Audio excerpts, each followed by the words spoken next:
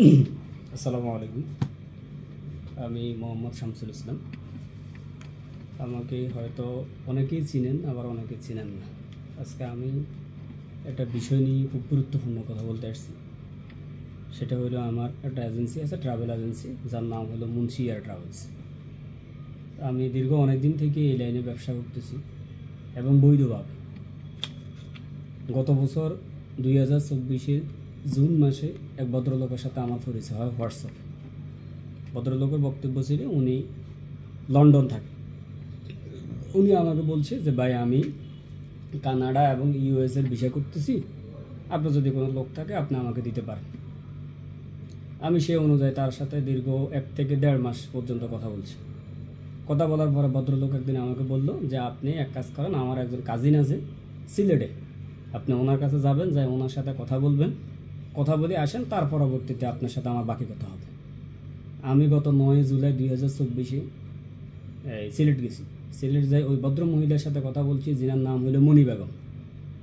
ওনার শাহফরানের গেটের ঠিক অপর পাশে একটা মার্কেট আছে, ওই মার্কেটের দোতলায় ওনার অফিস। ওনার নাম হইল মেসার্স আরকট ট্রাভেলস অ্যান্ড ট্যুরস। ওখানে যাওয়ার পরে ওনার সাথে আমার প্রথমে কথা হইল। কথা হওয়ার পরে ওনার সাথে আমার প্রাথমিক আলোচনা একটা ডিট হলো। এটা হইলো সে ডিটের কপি, একটা ডিট হলো। ডিট হওয়ার পরে আমি সেখান থেকে চলে আসি ঢাকা। আসার পরে, এটা হলো জুলাই মাসের কথা, ঢাকা আসার পরে সেপ্টেম্বরের লাস্টের দিকে আমার যিনি ভদ্রলোক লন্ডন থাকে, ওনার নাম হলো সাহেব। উনি আমার বললো যে ভাই, আপনার সাথে আমার প্রথমে যে কন্ট্যাক্ট ছিল, এই কন্ট্যাক্টে এখন আর কাজ হবে না, আমাদের এম্বাসির সাথে একটা কন্ট্যাক্ট হয়েছে, এখন রেটটা আরও বাড়াইতে হবে।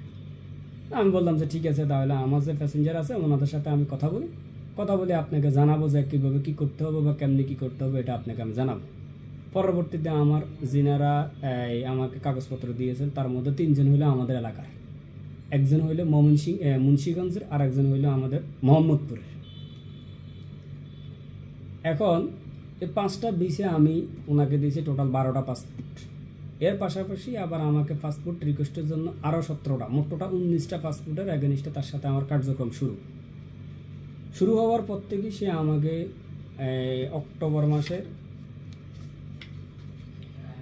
সে আমাকে 12/11/2024 একটা ভিসা দেয়।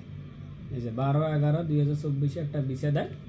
তো এই ভিসাটা দেওয়ার পরে, এটা হইলো আমার প্রথম ভিসা। এই ফ্লাইটটা আমার দেওয়ার কথা ছিল হইলো জানুয়ারি মাসে।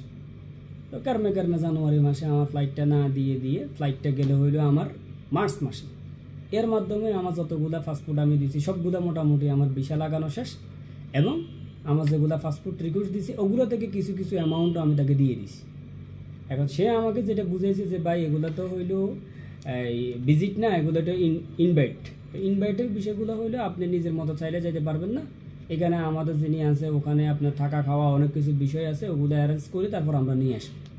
তো তার সহজ সরল স্বীকারোক্তিতে আসলে আমিও সহজ সরল স্বীকারোক্তিতে বিশ্বাসের সাথেই আমি আগাইছি।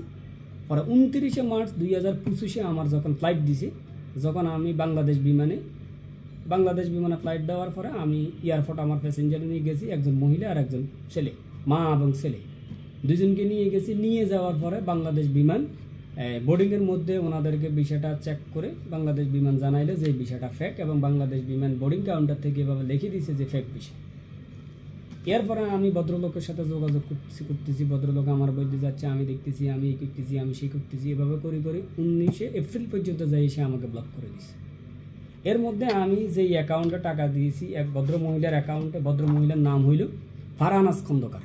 ওনার অফিস হইল Gulshan 2 police plaza, Gulshan 1 police plaza ওনার একটা দোকান আছে। ওনার অ্যাকাউন্টে আমি 1,12,00,000 টাকা দিয়েছি, আর ওনারা ক্যাশ দিয়েছি হইল আমি 10 লাখ টাকা, টোটাল 1,22,00,000 টাকা। এই যে আমার ব্যাংক স্টেটমেন্ট, প্রত্যেকটা স্টেটমেন্ট আমার কাছে আছে, এগুলো রেখে দিয়েছি। পরবর্তীতে আমি নয়াপল্টনে 11 জুলাই আমি মামলা করি।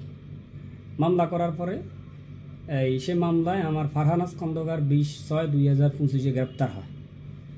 এই গ্রেপ্তার হওয়ার পর থেকে আজ পর্যন্ত, এখনো পর্যন্ত সে কারাগারে আছে। কিন্তু দুঃখজনক বিষয় হইল, বাংলাদেশে নিজের কাছে এখন মনে হচ্ছে যে আসলে এই দেশে জন্মগ্রহণ করি নিজে অন্যায় করছে। এর মধ্যে আগে একটু কথা বলে নিই, এই যে তার সাথে আমার যত ধরনের যত কাগজপত্র, জিডি কপি, ভিসা কপি, এবং সে যা আমার টিকিট দিছে, সেই টিকিট কপিটাও কিন্তু অরিজিনাল টিকিট ছিল, কোনো ফুট নাই, মানে যত ধরনের যত কাগজ সে আমাকে দিছে, তারপরে আপনার ইনভাইটেশন লেটার, তারপরে দিয়ে হইলে এই যে হোটেল বুকিং, এই যে অরিজিনাল হোটেল বুকিং এটা পে করছে। এরপরে আবার কানাডা যে ভদ্রলোক রিসিভ করবে ওনার নাম্বার, মানে যত ধরনের যত ডকুমেন্ট সে কিন্তু সব আমাকে দিচ্ছে। দেওয়ার পরে আমি মনে করেন যে তার সাথে ওইভাবে কাজ করি। এই যে ইনভাইটেশনগুলো আমার অনেকগুলো ইনভাইটেশন দিচ্ছে, যে ইনভাইটেশনগুলোর এগেনস্টে ওদের টাকা নিয়ে গেছে। এখন দুঃখজনক বিষয় হইল যাদের থেকে টিকিট কাটছে এদেরকে আবার এই কপিটা পাঠাইছে, যেটা আদৌ তার না। এখানেও সে একটা প্রতারণা করছে, এবং সে যে একজন প্রতারক, দুর্দান্ত একজন প্রতারক, যেটা একবারে না বললেই না। এবং সে একজন মহিলাকে বিয়ে করছে, মাঝখান দিয়ে আরেক জায়গায় যায়, সে একজন মহিলাকে বিয়ে করছে। তো সে মহিলাও সিলেটের, সে মহিলাকে বিয়ে করছে, সেখানেও তার কাবিনটা ফেক।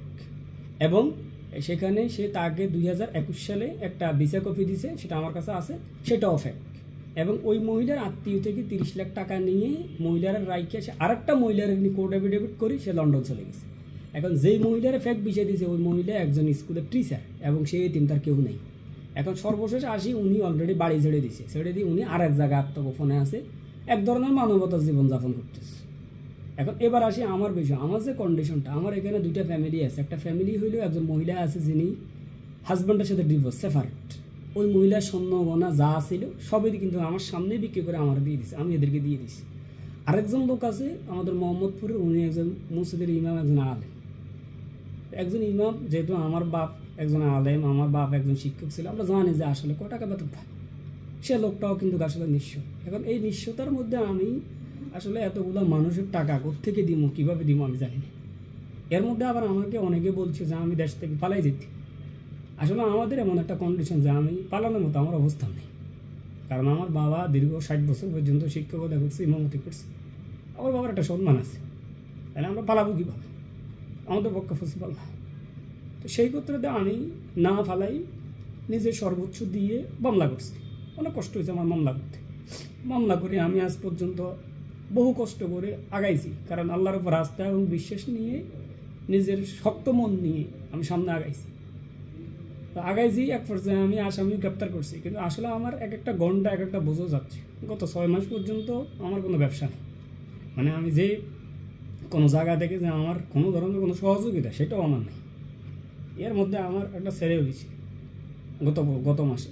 এই পর্যন্ত আমি কিন্তু গরিব না, বাট পরিবেশ পরিস্থিতির কারণে আমি এখন অসহায় নিঃস্ব। আমি এখনো পর্যন্ত মানে এক কেজি মাছ কিনবো যে আমার সে অবস্থানটাও নেই। এখন এই প্রতারক চক্রটা আমার এমনভাবে নিঃস্ব করছে যে আমি এই নিঃস্বতাটাকে আসলে কাটিয়ে উঠবো কীভাবে আমি নিজেও জানি না। এর মধ্যে সবচেয়ে বহুবার আসলে আত্মহত্যা করার চেষ্টা করছি, মনরে আসলে বুঝতে পারতেছি না যে আসলে আমি কি অপরাধ করলাম। আমি তো মানুষের দায়িত্ব নিলাম, কাজ নিলাম, কেন আমার এরকম হইলো, কীভাবে হইলো। যাই হোক, যখন মহিলাকে ধরে নিয়ে আসলাম তখন একটু আশা জাগলো যে হয়তো আমি ন্যায় বিচার পাবো। গত 2 মাস পর্যন্ত মহিলার আইনজীবী ছিল ঢাকা বারের সভাপতি, যিনি রানিং ঢাকা বারের সভাপতি। একটা দেশে যদি আসামের পক্ষে যদি আইনজীবী যদি ঢাকা বারের সভাপতি হয়, তাহলে আপনি সেখানে ন্যায় বিচার পাওয়াটা সন্দেহহীন। এর মধ্যে আবার আমি আমাদের বাংলাদেশে বাইরের একজন আইনজীবীর কাছে গেছিলাম সহযোগিতার জন্য। উনি আমার কথা শুনে উনি আমাকে এমন একটা উত্তর দিলেন, মানে ওই দিন রাত্রে মনে করি যে আসলে আত্মহত্যা করেছে। এই জীবনটা আসলে আমাদের জন্য, আমরা যারা মধ্যবিত্ত, এই জীবনটা আসলে আমাদের জন্য, আর এই দেশটাও আমাদের জন্য। উনি আমাকে বললো কি যে আপনি বাসা যান, যাই আপনি আল্লাহরে ডাকেন। অথচ যে অপরাধী, উনি বলতেছে আমরা মানুষকে আটকানোর পক্ষে না, ছাড়ার পক্ষে। তাহলে একটা মানুষ অপরাধী, একটা পরিবারকে নিঃস্ব করে দিয়েছে, তার সাথে পাশাপাশি 5টা পরিবার নিঃস্ব হয়ে গেছে। এটা না বলে উনি আমাকে কোনো পরামর্শ না দিয়ে উনি আমাকে বলতেছে যে আমরা মানুষকে আটকানোর পক্ষে না, মানুষকে ছুটানোর পক্ষে, আপনি বাসা যে আল্লাহ আল্লাহ করেন। এখন আমার কন্ডিশনটা এমন এক জায়গায় যা আসলে আমি কাউকে বুঝাতে পারতেছি না যে আমি আসলে কী করব, কোন দিকে যাব, কার কাছে যাব। এর মধ্যে আবার তার একটা ফুফাতো ভাই আছে রাজওয়ানুল আলম রাহাত, গত শনিবার তাকে আমরা গ্রেপ্তার করে নিয়ে আসছি, সে এখন কারাগারে আছে। এখন গতকালকেও আমাদের শুনানি গেছে, কিন্তু এখন এই দেশে আসলে ন্যায় বিচারটা কে দিবে, ন্যায় বিচারটা কার কাছে পাবো, কোথায় পাবো, এটা আমরা জানা নেই। তা আমি এই দেশের কাছে আসলে ন্যায় বিচার চাই। আমার আসলে ন্যায় বিচার ছাড়া অন্য কোনো অপশন আমার নাই। আমি আসলে ন্যায় বিচার প্রার্থী, কারণ আমার ফ্যামিলিরও ওরকম ক্ষমতা নাই যে আমার টাকা দিবে বা মানুষেরা দেগুলো টাকা দিয়ে আমরা রিকভারি করুন, সেই অবস্থা আমাদের নাই। এখন কোর্ট থেকে যে কথাটা বলতেছে মিউচুয়াল করার কথা বলতেছে, কিন্তু ওনাদের যে আইনজীবীরা ওনাদের এই বিষয়ে অ্যাগ্রি করতেছে না, তারা কৌশলে এড়িয়ে যাচ্ছে। তাহলে আসলে আমরা যারা বিচার প্রার্থী, আমরা যারা অসহায় নিঃস্ব হয়ে গেছে প্রতারকের পাল্লা পড়ে, এবং এমন কোনো শক্ত কোনো আইনও নাই যে প্রতারক জালজালিয়েদের বিষয়ে। দেখেন কানাডার মধ্যে একটা বিষয়, বহির্বিশ্বে আমাদের অবস্থান কিন্তু ভালো না। এর মধ্যে কানাডার মতো একটা বিষয়, একটা দেশে জাল বিষয় করে এরা মনে করেন যে আরামসে দিব্যি বেড়াচ্ছে, আর এখানে হাজার হাজার মানুষ কিন্তু নিঃস্ব হয়ে যাচ্ছে। আসলে এই নিঃস্বতাটা শেষ কতটুকু পর্যন্ত হয়, প্রতারকের শেষ কোথায় পর্যন্ত একমাত্র আল্লাহ ভালো জানে। না আমার আসলে এখন যে কন্ডিশনটা খুব ভয়াবহ। আমি মামলা যে শুনানি, আমার শুনানির সেই আইনজীবীদের পয়সা পর্যন্ত আমি দিতে পারি না। আমার এমন একটা কন্ডিশন, অনেক সময় 2 দিন সময় নিই, অনেক সময় 3 দিন সময় নিই, অনেক সময় 1 দিনই দিই। না আসলে তো আমার কিছু করার নেই, আমি কী করব? এখন এই দেশের কাছে আসলে আমি ন্যায় বিচার পাই, কারণ আমি ন্যায় বিচার পাইলে হয়তো আমার বাপের যে সম্মান ইজ্জত গেছে সেটা তো ফিরে আসবে না, কারণ সবার কাছে তো ছোটো হয়ে গেলাম। এখন আসলে কেউ বুঝতেও চাচ্ছে না যে আসলে আমরা প্রতারকের ফাঁদে পড়ছি, বা এই কথাটা কাউকে বোঝানো যাচ্ছে না। এখন এই জন্যে আমি এই দেশের কাছে, এই দেশের আদালতের কাছে আমি আসলে ন্যায় বিচার যাচ্ছি। ন্যায় বিচার না পাইলে আমার আত্মহত্যা ছাড়া আর আসলে কোনো উপায় নেই, কারণ আমার কোনো রাস্তাও নেই যে আমি এই রাস্তা হাঁটবো। আমার একমাত্র 2টা রাস্তা, একটা তো ন্যায় বিচার, আর একটা হইলে আমার আত্মহত্যা।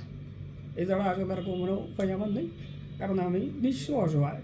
কারণ আমি যে চলবো গত 4 মাস পর্যন্ত আমার কোনো ব্যবসা বাণিজ্য নেই। তো সব দিকে আসলে আমার এক একটা ঘন্টা এক একটা বছর যাচ্ছে। আর মানুষ যখন বিপদে পড়ে বা খারাপ অবস্থা থাকে, তখন মানুষকে কেউ সহযোগিতা করে না। তো বহু মানুষের কাছে সহযোগিতা চাইছি, এমন কোনো লোক পাই না যে ঠিক আছে ধর 5-7 লাখ টাকা 10 লাখ টাকা দিয়েছি, তুই আপাতত ঘুরে দাঁড়া, পরবর্তীতে এটা আমাদেরকে দিছি, এরকম কোনো লোক পাই নাই। কিন্তু বহু শুভাকাঙ্ক্ষী বহু লোক আছে, আসলে খারাপ সময় কেউ পাশে থাকে না। যাই হোক, সেদিকে না এইভাবে বললাম, আমি ন্যায় বিচার প্রার্থী, আমি ন্যায় বিচার চাচ্ছি। আশা করতেছি এই দেশের বর্তমান সরকার বা বর্তমান প্রেক্ষাপট আমার বিষয়টা বিবেচনা করবে। আমি ন্যায় বিচার প্রার্থী।